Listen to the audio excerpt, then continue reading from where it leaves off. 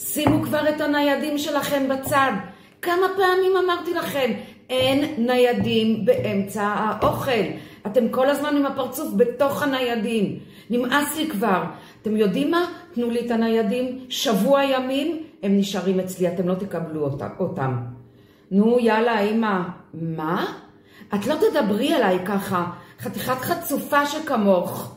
נו אמא, אבל את סתם אומרת, את כל הזמן מאיימת עלינו, אנחנו לא פוחדים, את כל הזמן אומרת את זה, ושום דבר לא קורה.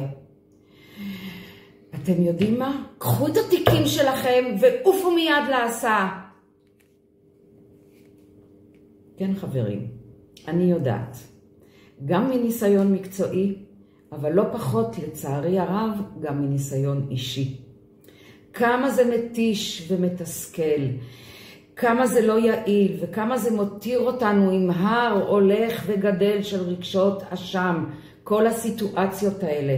והכי עצוב, כמה זה מקלקל לנו את היחסים עם היקרים ביותר לנו, הילדים שלנו.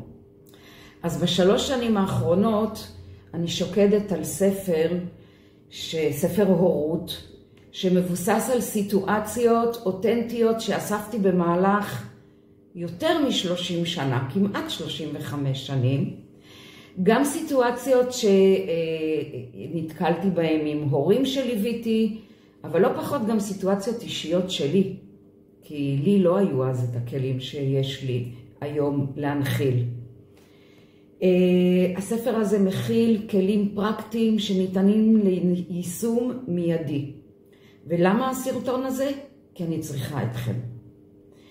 אני צריכה אתכם שתהיו בשבילי הרוח הגבית שתאפשר לי להוציא את הספר הזה לאור, להנגיש אותו לכמה שיותר בתים בישראל, כדי שנלך ונראה ילדים מאושרים, שמחים, והכי חשוב, ילדים זקופים שיודעים לבחור עבורם בכל תחנה בחיים שלהם.